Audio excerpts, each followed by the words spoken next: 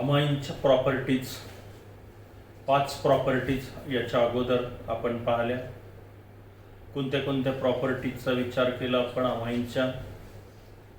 पहिली घेतली होती आपण ॲसिलेशन म्हणजेच ॲसिटिलेशन ऑफ अमाईन.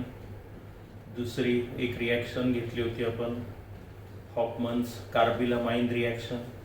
त्यानंतर हिन्सबर्ग रिएजंट टेस्ट. त्यानंतर अल्कायलेशन ऑफ अमाईन आणि हॉफमन्स इलिमिनेशन रिॲक्शन. अशा 5 प्रॉपर्टीज आपण आतापर्यंत अभ्यासल्या. आता अजून 3 प्रॉपर्टीजचा विचार आपल्याला करायचा आहे प्रकरणात. पुढच्या प्रॉपर्टीचं नाव आहे basic nature of amine.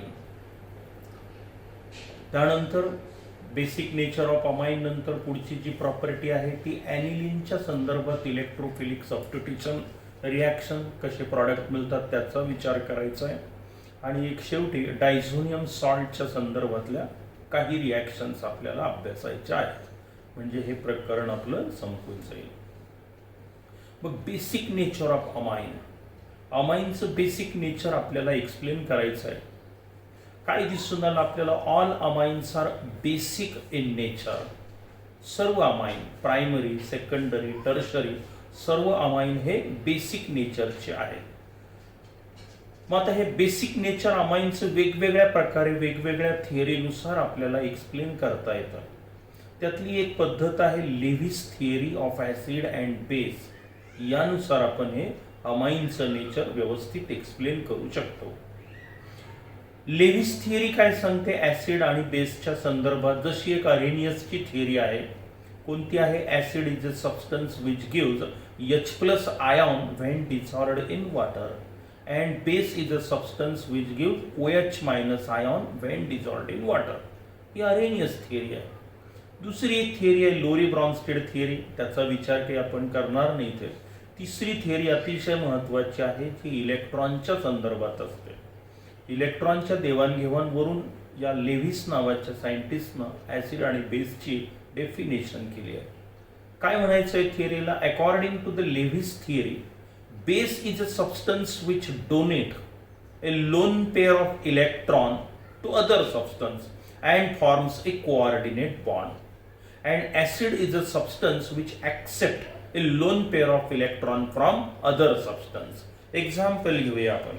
Ammonia हा बेसिक नेचरचा आहे माहिती आहे आपल्याला. का आहे? कारण अमोनियामध्ये आपण याचं स्ट्रक्चर पाहिलं होतं. अमोनियाकडे नायट्रोजनवर ही लोन पेअर ऑफ इलेक्ट्रॉन आहे. याला काय म्हणायचं? Loan pair of electron. He lone pair of electron जेव्हा अमोनियाची रिॲक्शन एखाद्या वेगळ्या कंपाऊंड सोबत होते, फॉर एक्झाम्पल हा BF3 घेतला मी, बोरॉन ट्रायफ्लोराइड, याच्यापासून एक कॉम्प्लेक्स तयार होतो. आता कसा तयार होतो पहा.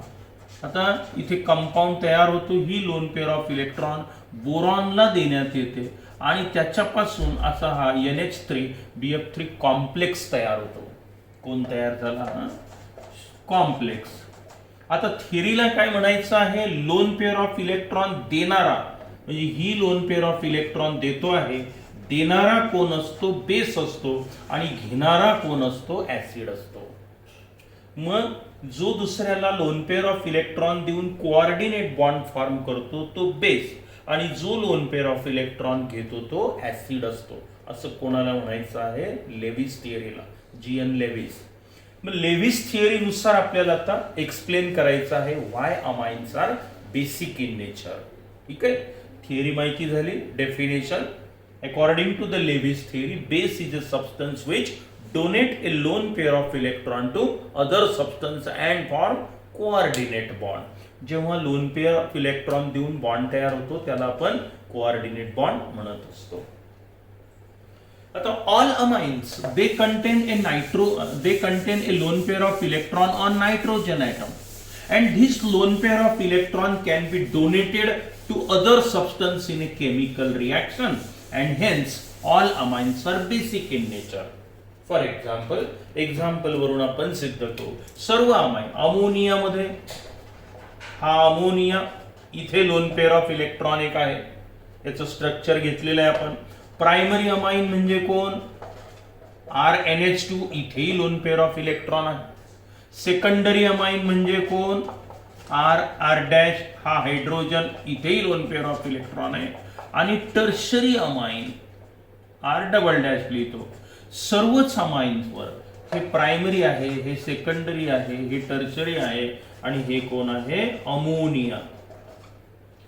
All amine, primary, secondary, tertiary amine contain a lone pair of electron on nitrogen atom, and this lone pair of electron can be donated in chemical reaction, and hence according to Lewis theory all amines are basic in nature.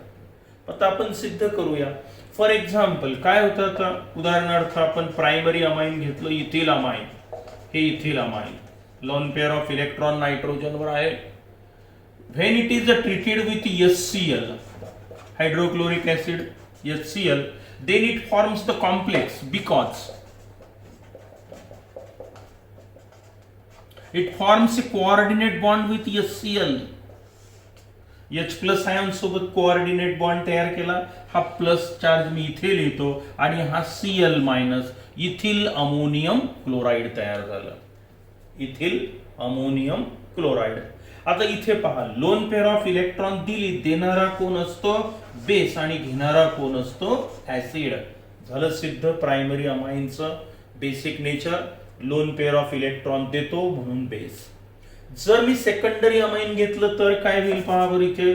For example डायइथिल amine घेतलं तरी तसंच same reaction.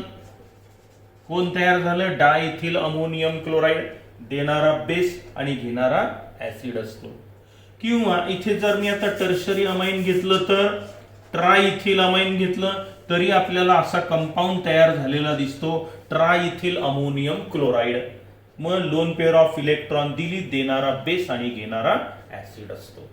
आता HCl काय, H2SO4 सोबतही reaction होते, HNO3 सोबत पण होते. HNO3 सोबत जर झाली तर काय होईल, HNO3 प्लस मायनस, फक्त तुमचा हा इथला प्रॉडक्ट बदलला, NO3 मायनस. मग काय म्हणाले याला, आता प्रायमरी अमाइन सोबत दाखवू शकता, सेकंडरी सोबत दाखवू शकतो, टर्शरी सोबत दाखवू शकतो, ट्रायइथिल अमोनियम नायट्रेट. समजा सल्फ्युरिक ऍसिड घेतलं तरी आपल्याला याचं नेचर एक्सप्लेन करता येतं. म्हणजे हा पुरावा तयार झाला थोडक्यात की हा देखील इतर पदार्थांना लोन पेअर ऑफ इलेक्ट्रॉन देतो. लोन पेअर ऑफ इलेक्ट्रॉन देणारा कोण असतो, लेविस थिअरी प्रमाणे बेस असतो. आणि म्हणून याचं बेसिक नेचर या रिॲक्शन्स वरून सिद्ध होतं. फॉर एक्झाम्पल आता आपण इथिल अमाइन घेतला मी, हा इथिल अमाइन बरोबर आहे, plus sulphuric acid H2SO4 sulphuric acid म्हणजेच twice H plus SO4 minus minus बरोबर आहे. आता हे दोन मॉलिक्यूल घेतो मी, मग इथेही पहा रिॲक्शन कशी होते आणि कोण तयार होतो. ही लोन पेअर ऑफ इलेक्ट्रॉन दिली, 2H प्लस आहे, 1H प्लस आहे, हे असं दोन वेळेला झालं. हे दोन मॉलिक्यूल आहेत, याला एकदा दिली, याला दुसऱ्याला एकदा दिली, आणि हा SO4 minus minus, SO4 minus minus, दोन आहे, दोन, 2 plus 2 minus 0, ethyl ammonium sulphate तयार झालं. मग आता इथे लोन पेअर ऑफ इलेक्ट्रॉन देणारा कोण असतो, बेस असतो, आणि घेणारा कोण असतो, ऍसिड. सल्फ्युरिक ऍसिड झालं आणि हा बेस झाला. C2H5 घ्या, डायइथिल अमोनियम सल्फेट. ट्रायइथिल अमाइन घ्या, ट्रायइथिल अमोनियम सल्फेट. मग आता हे पुरावे झाले की असं रिॲक्शन मध्ये याचं बिहेवियर असतं, आणि म्हणून अमाइनचं नेचर काय झालं, बेसिक नेचर झालं. कोणाच्या थिअरी प्रमाणे, लेविस थिअरी प्रमाणे सगळ्या अमाइनचं नेचर आपल्याला एक्सप्लेन करता आलं. आता असं दिसून आलं की हे सगळे अमाइन जे आहेत they are less basic than organic base like NaOH और KOH. Sodium hydroxide, potassium hydroxide हे स्ट्रॉंग बेस आहे. मग तेवढे स्ट्रॉंग तर नाही आहेत, त्याच्यापेक्षा वीक नेचरचे आहेत. All amines are weak base than NaOH KOH. NaOH sodium hydroxide, KOH potassium hydroxide, NaOH KOH पेक्षा हे कमी बेसिक नेचरचे आहेत. हे इनऑर्गॅनिक बेस आहेत, हे ऑर्गॅनिक आहे, कार्बन आहे, याच्यापेक्षा कमी आहे, ती कमी तीव्रतेचे आहेत, हे वीक बेस झाले कोणाच्या तुलनेत, NaOH KOH च्या. Now all amines are more basic than ammonia. आता हा प्रश्न विचारला जातो की सर्व अमाइन्स हे अमोनियापेक्षा जास्त बेसिक नेचरचे आहेत का? बघा प्रश्न काय झाला तर सेकंड पार्ट आहे. All amines are more basic than ammonia. सर्व अमाइन्स हे अमोनियापेक्षा जास्त बेसिक नेचरचे आहेत. It is due to the positive inductive effect. एका वाक्यात उत्तर एमसीक्यू विचारला तर की सर्व अमाइन्स अमोनियापेक्षा जास्त बेसिक नेचरचे आहेत का? It is due to the positive inductive effect. Inductive इफेक्टचा विचार 11वीत आपण केलेला आहे. इथे पुन्हा एकदा बघूया. पॉझिटिव्ह इंडक्टिव्ह इफेक्टमुळे सर्व अमाइनचं बेसिक नेचर अमोनियापेक्षा जास्त आहे. All they are more basic than ammonia due to the positive inductive effect. मग आता इथे आपल्याला उत्तर द्यायचं आहे की याच्यापेक्षा हे स्ट्रॉंग आहे. म्हणजे इथली लोन पेअर ऑफ इलेक्ट्रॉन देणे आणि इथली लोन पेअर ऑफ इलेक्ट्रॉन, जो लवकर लोन पेअर ऑफ इलेक्ट्रॉन दुसऱ्याला देईल तो स्ट्रॉंग होईल, ज्याला उशीर लागेल तो वीक होईल. मग अमोनियापेक्षा ह्या अमाइन्स लवकर दुसऱ्याला लोन पेअर ऑफ इलेक्ट्रॉन देतात, कोऑर्डिनेट बॉन्ड फॉर्म करतात आणि म्हणून ते काय झाले आता स्ट्रॉंगर बेस दॅन अमोनिया. मग इथे सगळ्या ठिकाणी लोन पेअर ऑफ इलेक्ट्रॉन आहे, मग हे लवकर का देतात कोणापेक्षा? अमोनियापेक्षा. मग त्याला कारणही सांगितलं आपण due to the positive inductive effect. आता पॉझिटिव्ह इंडक्टिव्ह इफेक्ट कसा तयार होतो पाहायचं. Now all alkyl groups they are electron repelling group, electron releasing group. हे अल्किल ग्रुप जे आहेत हे इलेक्ट्रॉन रिपेल करणारे ग्रुप आहेत. म्हणजे हे प्रायमरी अमाइन मध्ये एक अल्किल ग्रुप आहे, हा इलेक्ट्रॉन रिपेल करतो. म्हणजे काय करतो? ही बॉन्ड पेअर ऑफ इलेक्ट्रॉन या नायट्रोजनकडे थोडी लोटून देतो, कारण त्याला नको आहे इलेक्ट्रॉन. इलेक्ट्रॉन रिपेलिंग ग्रुप आहे, ती बॉन्ड पेअर ऑफ इलेक्ट्रॉन तो नायट्रोजनकडे लोटून दिली. पण लोटून दिल्यामुळे काय झालं की नायट्रोजनच्या भोवती इलेक्ट्रॉनची डेन्सिटी वाढली म्हणून आपण. मग आता इलेक्ट्रॉनची डेन्सिटी वाढली तर इलेक्ट्रॉन देण्याची टेंडन्सी पण काय होईल? वाढेल. अमोनियामध्ये हायड्रोजन होता, इथे अल्किल ग्रुप आला. पॉझिटिव्ह इंडक्टिव्ह इफेक्ट यालाच म्हणतो आपण. Electron the inductive effect which creates due to the electron repelling group. आणि इलेक्ट्रॉन अट्रॅक्टिंग ग्रुप असेल तर negative inductive effect, chlorine, bromine, iodine. आता इथे हा पॉझिटिव्ह इंडक्टिव्ह इफेक्ट आहे, प्लस आय इफेक्ट.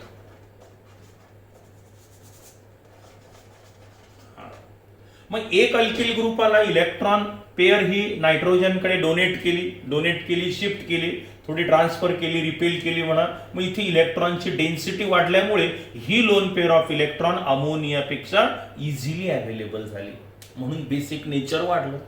इथे आपण आलो, इथे पहा काय झालं. आता दोन अल्किल ग्रुप आले, हे दोघही नायट्रोजनकडे काय करतील? आता पेअर ऑफ इलेक्ट्रॉन लोटून देतील. पर्यायानं काय झालं? इथे तुम्हाला पॉझिटिव्ह इंडक्टिव्ह इफेक्ट जास्त दिसेल. म्हणजे इथली पेअर ऑफ इलेक्ट्रॉन ही आणखी लवकर त्याला देता येईल. का देता येईल आता याला? कारण इथे इलेक्ट्रॉनची डेन्सिटी वाढली. In secondary amine it contain 2 alkyl group. Both alkyl groups are electron repelling group and hence electron density around the nitrogen atom again increases and hence its basic nature goes on increases. It means that as the number of alkyl groups on the nitrogen atom goes on increases, positive inductive effect increases and electron density around the nitrogen atom increases and it easily donate the electron pair to other substance and behaves like a strong base. Due to this positive inductive effect, all amines are more basic than ammonia. मिळालं उत्तर पहिल्या प्रश्नाचं की या primary, secondary, tertiary amine मध्ये हे electron repelling group आले. हे इलेक्ट्रॉन स्वतःकडचे नायट्रोजनकडे लोटून देतात. त्यामुळे पर्यायानं नायट्रोजनकडची इलेक्ट्रॉनची संख्या तेवढीच आहे, पण डेन्सिटी वाढली म्हणून आपण. पण डेन्सिटी वाढल्यामुळे काय झालं की तो थोडासा इलेक्ट्रॉन रिच झाला. रिच झाल्यामुळे इलेक्ट्रॉन डोनेट करणं त्याला लवकर शक्य होतं आणि म्हणून ते झाले स्ट्रॉंग बेस. मात्र आपण जर विचार केला तर अमोनियापेक्षा इथे इंडक्टिव्ह इफेक्ट वाढला. एक अल्किल ग्रुप, बेसिक नेचर वाढलं. 2 अल्किल ग्रुप, बेसिक नेचर वाढलं. 3 अल्किल ग्रुप आले, बेसिक नेचर वाढायला पाहिजे, नाही वाढत. बघा काय प्रॉब्लेम झाला आता की याच्यापेक्षा हा बेसिक, याच्यापेक्षा हा बेसिक, पण याच्यापेक्षा हा बेसिक नाहीये. म्हणजे काय झालं? बेसिक नेचर याच्यापेक्षा हा आहे, पण या टर्शरी पेक्षा हा सेकंडरीचं बेसिक नेचर आपल्याला जास्त दिसून येतं. बघा बेसिक नेचर नेहमी हाच प्रश्न विचारला जातो की प्रायमरी सेकंडरी टर्शरी अमाइन मध्ये बेसिक नेचरचं व्हेरिएशन कसं होतं. मग सगळ्यात जास्त स्ट्रॉंग कोण झालं? सेकंडरी अमाइन, नंतर टर्शरी, त्याच्या खालोखाल प्रायमरी, आणि सगळ्यात वीक कोण होता? अमोनिया. काय व्हायला पाहिजे होतं इंडक्टिव्ह इफेक्टमुळे? की टर्शरी अमाइन हा जास्त बेसिक असायला पाहिजे कोणापेक्षा? सेकंडरी अमाइन पेक्षा. मग याला काय कारण आहे? मग आता आपण त्याचंही उत्तर देऊया की why secondary amines are more basic than tertiary. It is due to the steric hindrance effect. एकच शब्द लक्षात ठेवायचा आहे. काय म्हटलं जातं? कोणता इफेक्ट काम करतो आता इथे? It is due to the steric hindrance effect, किंवा याला इलेक्ट्रॉन क्राउडिंग इफेक्ट असंही म्हणण्यात येतं. काय आहे आता इलेक्ट्रॉन क्राउडिंग? आता इथे बघा, इथे 2 अल्किल ग्रुप आहे. नायट्रोजनच्या भोवती इलेक्ट्रॉन डेन्सिटी वाढली, नायट्रोजन आकाराने लहान आहे. इथे 3 अल्किल ग्रुप आहे. यांनी इलेक्ट्रॉन लोटून दिले, यांनी लोटून दिले, यांनी लोटून दिले. नायट्रोजन जवळ जागा कमी आहे. हे इलेक्ट्रॉन आता या लहानशा जागेत इलेक्ट्रॉनची झाली गर्दी. बरोबर आहे? जागा लहान आहे, नायट्रोजनची साईज लहान आहे. मग आता या लहान साईज मध्ये इलेक्ट्रॉनची गर्दी झाली, याला म्हणायचं इलेक्ट्रॉन क्राउडिंग. बरोबर आहे? याला steric hindrance effect, electron crowding effect म्हणतात. मग इलेक्ट्रॉनची गर्दी झाल्यामुळे जो H+ आयॉन येत असतो कोऑर्डिनेट बॉन्ड फॉर्म करायला, त्याला ही lone pair of electron easily available होत नाही, किंवा हे इलेक्ट्रॉन क्राउडिंगमुळे त्याचा रस्ता ब्लॉक होत असतो, किंवा लवकर तिथे कोऑर्डिनेट बॉन्ड फॉर्म होत नाही. म्हणजेच काय झालं? याचं बेसिक नेचर थोडं कमी होतं, इझिली अवेलेबल होत नाही. मग या एका वाक्यात उत्तर द्यायचं. It is due to the steric hindrance effect or due to the electron crowding effect. The path of that H+ ion, it is blocked by this crowding of electron. This is called as a crowding effect, or it is known as a steric hindrance effect. लक्षात आलं? अतिरेकी गर्दी झाल्यामुळे loan pair of electron H+ ion जो येतो bond form करायला, या गर्दीमुळे तिथे लवकर बॉन्ड फॉर्म होत नाही. पण सेकंडरी अमाइन मध्ये मात्र तो लवकर तयार होतो. म्हणून सेकंडरी अमाइनचं बेसिक नेचर हे टर्शरी पेक्षा जास्त भरून येतं. त्याच्या खालोखाल प्रायमरी, आणि सगळ्यात वीक कोण झाला आता? हा अमोनिया. म्हणजे असे 2 छोटे छोटे प्रश्न तुम्हाला उत्तर देता येतील की why amines are more basic than ammonia, पहिला point. Why secondary amines are more basic than tertiary due to the electron crowding effect or steric hindrance effect. ठीक आहे. आता समजा आपण ॲनिलीनचा विचार केला तर काय करू आपण पाहूया. हे तर झालं primary amine, secondary amine, tertiary amine. आता आपण अमोनिया आणि ॲनिलीन, एरोमॅटिक अमाइन, या दोघांचा विचार जर केला तर काय दिसून येतं पहा. अमाइन आणि आता हे ॲनिलीन NH2. It also contain a lone pair of electron on nitrogen atom, aniline. मग आता या अमोनियापेक्षा प्रायमरी, सेकंडरी, टर्शरी अमाइन जास्त बेसिक नेचरचे आहेत, याचा विचार आपण केला. आता ॲनिलीनचा विचार जर केला तर अमोनियापेक्षा हा वीक आहे. काय झालं? म्हणजे बेसिक नेचर कसं झालं आता? अमोनिया मोर बेसिक, आणि हा काय झाला आता? Weak base than ammonia. म्हणजे याचा अर्थ काय? की ॲनिलीन पेक्षाही लवकर ही lone pair of electron ammonia दुसऱ्याला देतो. मग हा देत नाही लवकर दिली असती तर स्ट्रॉंग बेस. हा लवकर देत नाही. लवकर का देत नाही? प्रॉब्लेम आला, उत्तर द्यावं लागेल.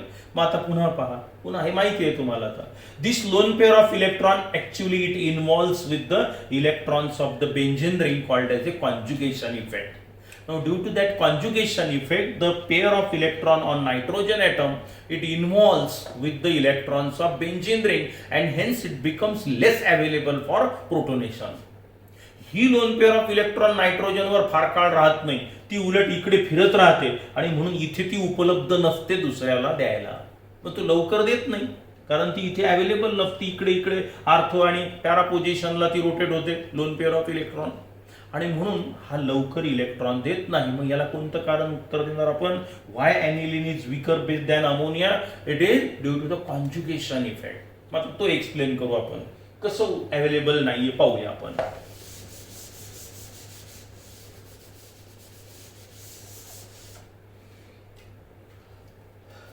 ॲनिलीन 5 स्ट्रक्चर काढता आले पाहिजेत आपल्याला.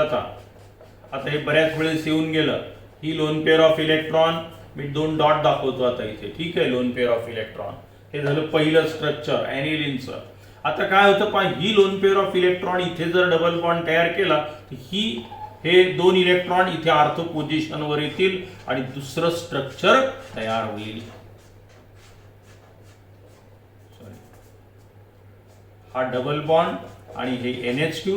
आता ही लोन पेअर ऑफ इलेक्ट्रॉन इथे आली, एक इलेक्ट्रॉन इथला वाढला म्हणून निगेटिव्ह आणि आपलं टोटल कंपाऊंड न्यूट्रल +-0 दुसरं स्ट्रक्चर तयार झालं.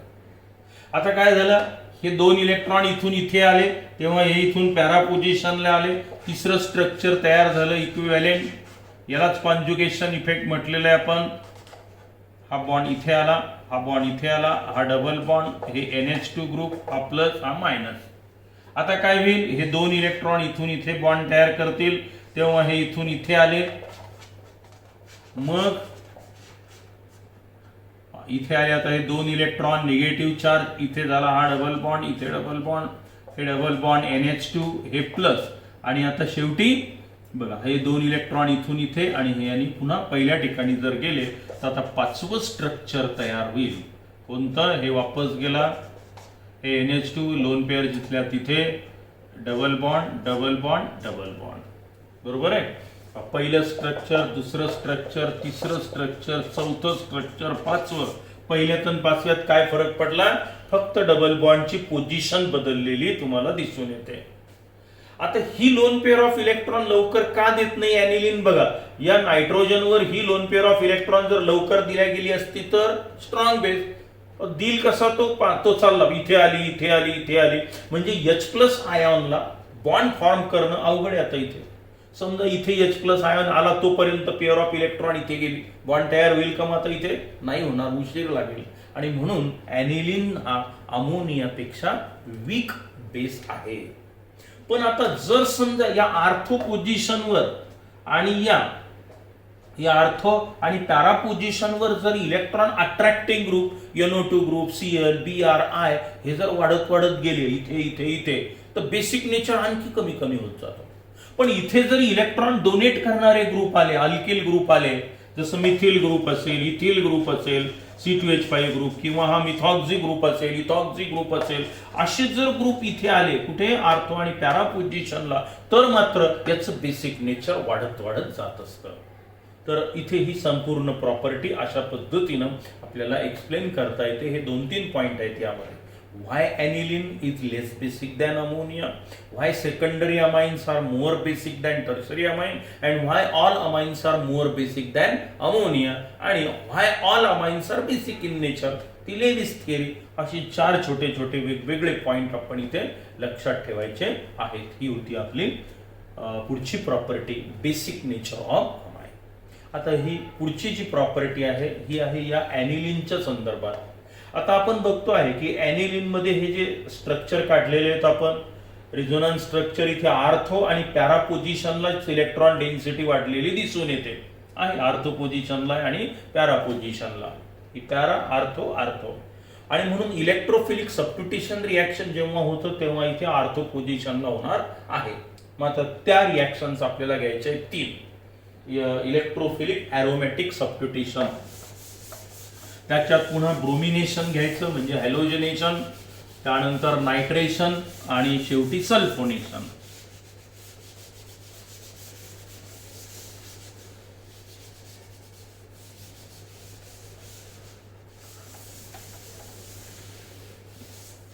आता पुढची प्रॉपर्टी पाहूया आपण.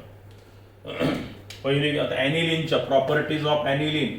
इलेक्ट्रोफिलिक सबस्टिट्यूशन,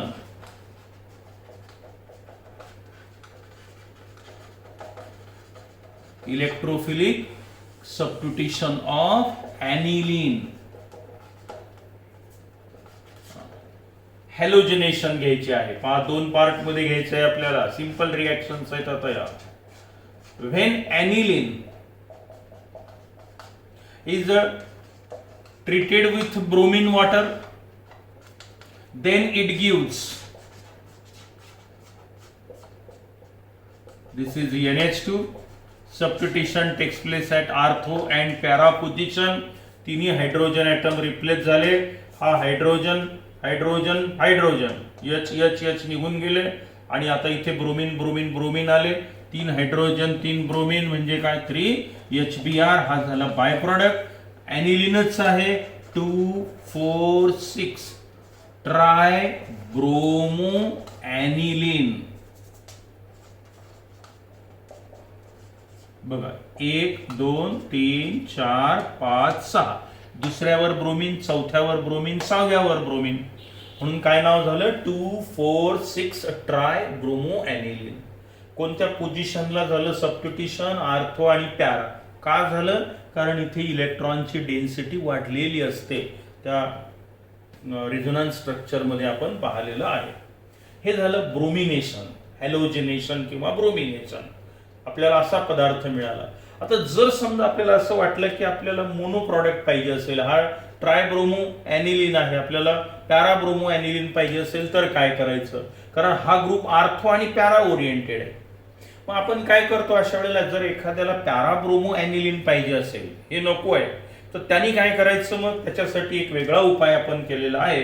तो म्हणजे काय?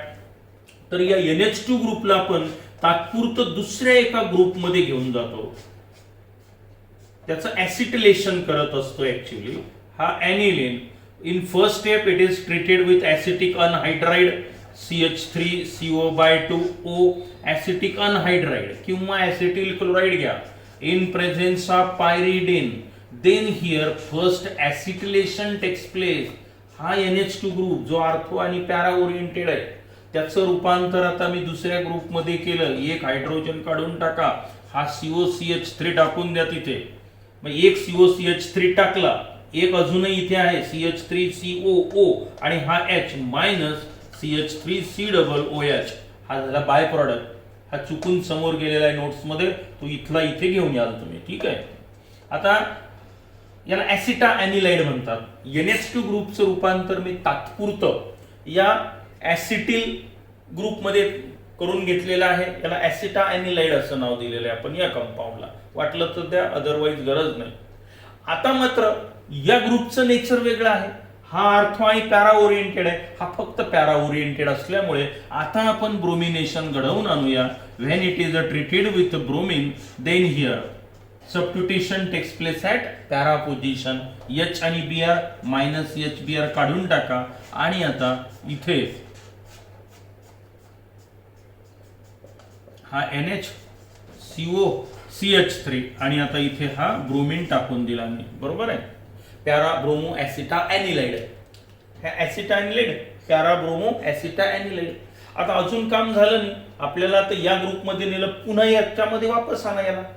मग when it is treated with और इट इज हायड्रोलाइज्ड बाय HCl और NaOH. एक तर H कोणतंही ऍसिड घ्या किंवा बेस घ्या, आता याचं हायड्रॉलिसिस होतं आणि हायड्रॉलिसिस झाल्यानंतर आपला NH2 ग्रुप रिस्टोर होतो, पुन्हा तयार होतो. तो आता झाला आपल्याला पॅरा प्रॉडक्ट, बाय प्रॉडक्ट लिहायची गरज नाही ते. मग आता हा पॅराब्रोमो ॲनिलीन तयार झाला. बघा दोन पद्धतीनं, दोन प्रकारे ही रिॲक्शन आपल्याला शिकायची होती. When aniline is treated with bromine at room temperature it gives 2,4,6 tri bromo aniline. पण जर पॅराब्रोमो ॲनिलीन पाहिजे असेल तर काय करतो आपण? NH2 ग्रुपचं रूपांतर तात्पुरत्या स्वरूपात दुसऱ्या एका ग्रुपमध्ये घेऊन गेलो आपण. कारण हा जर असेल तर इथे इथे दोन्ही ठिकाणी, तिन्ही ठिकाणी सबस्टिट्यूशन होतं. पण आता मी काय केलं? तात्पुरतं याला वेगळ्या ग्रुपमध्ये नेलं. हा ग्रुप आता पॅरा ओरिएंटेड आहे, मग इथे सबस्टिट्यूशन होतं. या ग्रुपला पुन्हा तुम्ही तुमच्या ओरिजिनल ग्रुपमध्ये घेऊन या, झालं तुमचा पॅराब्रोमो ॲनिलीन तयार. तर ही झाली पहिली प्रॉपर्टी आपली. इलेक्ट्रोफिलिक सबस्टिट्यूशन मध्ये याला हॅलोजिनेशन म्हणा किंवा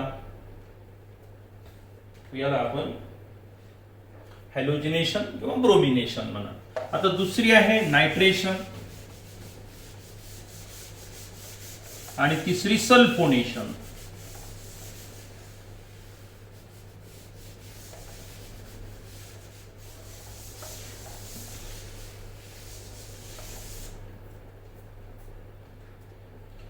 Nitration, the replacement of hydrogen atom by nitro group, NO2 group, called as a nitration reaction. आता नायट्रेशन ऑफ ॲनिलीन पाहूया आपण. Nitration of aniline. बघा ही महत्वाची रिएक्शन आहे, अतिशय महत्वाची reaction. When aniline is treated with concentrated nitric acid HNO3 nitric acid in presence of concentrated sulfuric acid, that is H2SO4, not heated, cold condition 288 kelvin, कमी temperature आहे इथे 288 kelvin, हिटिंगची गरज नाही. Now here a mixture of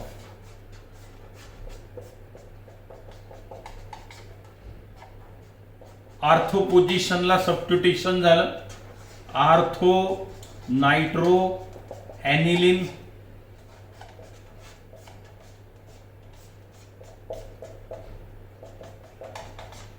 प्यारा nitro ॲनिलीन and here even meta nitro aniline is also formed. This is M nitro aniline. हा फक्त 2% असतो. कोण ortho nitro aniline it is only 2%. Para nitro aniline it is near about 51% and this is near about 47%. 47% M nitro aniline मिळाला आपल्याला, फक्त 2% इथे ortho nitro aniline मिळाला आणि इथे पॅरा नायट्रो ॲनिलीन किती आहे 51%. हा जास्त प्रॉडक्ट आहे. आता आपण आतापर्यंत तुम्ही 2-3 एक्झाम्पल घेतले, ॲनिसोल मध्ये पाहिलं, फिनॉल मध्ये पाहिलं, हॅलोअरिन मध्ये पाहिलं की सबस्टिट्यूशन शक्यतो आर्थो आणि पॅरा पोझिशनला झालेलं बघितलं.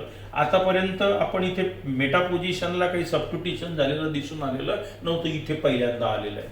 म्हणून ही रिॲक्शन महत्वाची.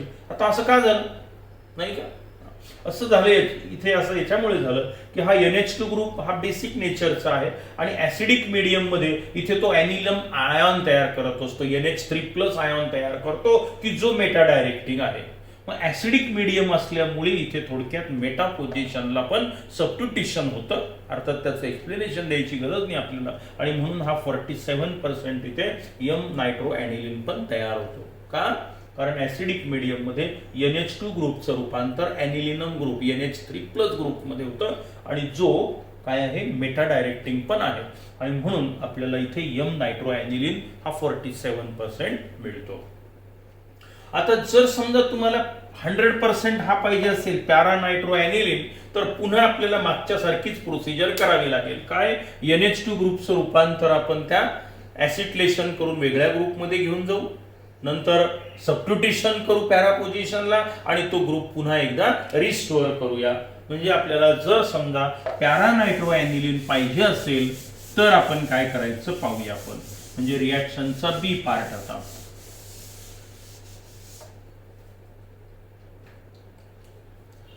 when aniline is first CH3CO/2 acetic anhydride in presence of pyridine. Now here byproduct is CH3COA, एक H आणि हा एवढा पार्ट काढून टाका, एक COCH3 ग्रुप इथे जोडून द्या यातला, हा ऍसिटा ॲनिलाइड तयार झाला, COCH3 पा दोन पैकी एक जोडला, एक बाकी आहे, मग CH3CO हा O आणि एक H म्हणजे acetic acid by product, acetanilide तयार झाला. Then it is treated with concentrated nitric acid in presence of concentrated sulfuric acid H2SO4, then it gives. आता मात्र सबस्टिट्यूशन तुमचं पॅरा पोझिशनला होईल. हा NH ऍसिटा ॲनिलाइड COCH3 आता झालं सबस्टिट्यूशन, बरोबर आहे. इथून वॉटर H2O काढून टाका, हा H आणि हा OH निघून गेला, NO2 ग्रुप जोडून दिला, पॅरा नायट्रो ऍसिटा ॲनिलाइड, पॅरा नायट्रो ऍसिटा ॲनिलाइड. आता या ग्रुपला पुन्हा NH2 मध्ये ग्रुप मध्ये जर घेऊन जायचं असेल तर हायड्रोलिसिस करा, ऍसिड ऑर अल्कली वापरा, पुन्हा हा ग्रुप रिस्टोअर होईल आपला, जसाच्या तसा NH2 ग्रुप तयार होतो इथे आणि आपल्याला पॅरा सबस्टिट्यूटेड प्रॉडक्ट मिळाला. बाय प्रोडक्ट लिहायची गरज नाही, पॅरा नायट्रो ॲनिलीन. हे झालं nitration of aniline.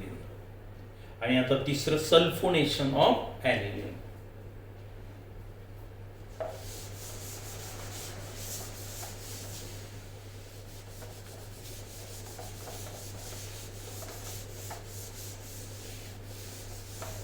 Sulphonation, replacement of hydrogen atom by sulfonic group SO3H group called as a sulfonation. When aniline, this is aniline, when it is treated with cold and concentrated sulfuric acid H2SO4, हे असं लिहितो मी H2SO4, H plus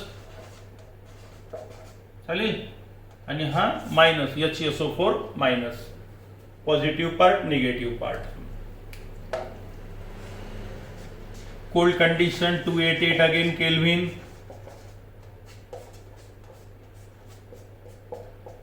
then NH, हा H2, हा एक H plus इथे टाकून द्या, हा झाला NH3 प्लस, हा H टाकला इथे तर, आणि हा SO4H जोडून द्या समोर. काय नाव होईल याचं आता? हा आहे ॲनिलिनम हायड्रोजन सल्फेट. हा ॲनिलिनम ग्रुप आहे, NH3 प्लस आला तर ॲनिलिनम हायड्रोजन सल्फेट.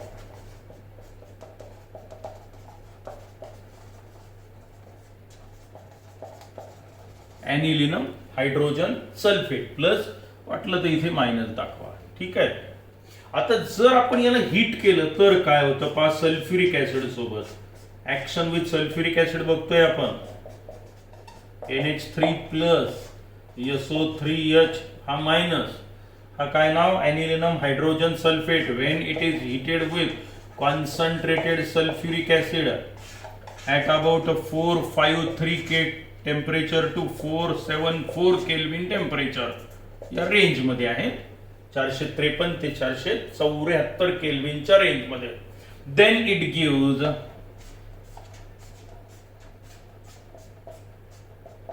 हा NH2 ग्रुप, आणि आता इथे झालं सबस्टिट्यूशन, हे झालं खऱ्या अर्थानं तुमचं सल्फोनेशन. पुन्हा इथला H2SO4 जसाच्या तसा काढून टाका, आणि हा H2SO4 निघून गेला H आणि OH, HOH म्हणजे वॉटर, आणि इथे आता सल्फोनेशन झालं, हा आला तुमचा sulphonic group. Para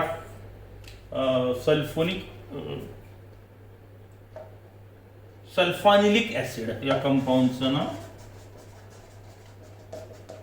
sulphanilic acid असं नाव याला देण्यात आलं. तर हे आहे आपलं सल्फोनेशन.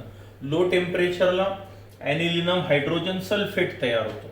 नंतर आपण जेव्हा त्याला पुन्हा सल्फ्युरिक ऍसिड सोबत हीट करतो आहोत तेव्हा मात्र तिथे हा पॅरा पोझिशनला सल्फोनेशन झालं. ॲनिलिन जसंच्या तसं सल्फोनेशन पॅरा पोझिशनला झालं आणि हे सल्फानिलिक ऍसिड तयार झालं. हा जो कंपाऊंड आहे ऍक्च्युअली बघा, हे ऍसिडिक नेचर, हा H प्लस आयॉन देणारा ग्रुप आहे, हा H प्लस आयॉन घेणारा ग्रुप आहे, किंवा loan pair of electron donate करणारा हा बेसिक ग्रुप, हा ऍसिडिक ग्रुप आहे. मग हा एकाच कंपाऊंड मध्ये ऍसिडिक ग्रुप पण आहे, बेसिक ग्रुप पण आहे. मग हे जर आपण ॲक्वायस मीडियम मध्ये टाकलं तर त्याच्यापासून हा एक ऍक्च्युअली सॉल्ट म्हणूनच काम करतो पदार्थ सल्फानिलिक ऍसिड, पण वॉटर मध्ये जर आपण त्याला टाकलं तर एक आयॉन तयार होत असतो, ज्याला झ्वेटर आयॉन असं नाव आहे. कसं तयार होतो पाहूया आपण तो झ्वेटर आयॉन.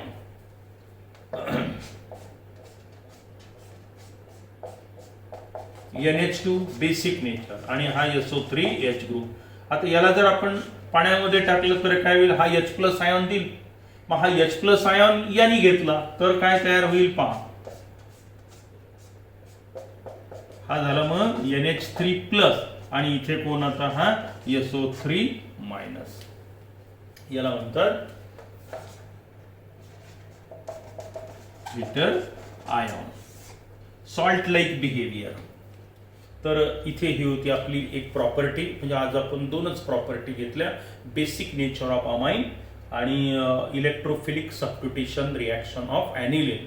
आता यानंतर एक प्रॉपर्टी आणखी बाकी आहे प्रकरणातली, ती आपण पुढच्या तासाला घेऊया.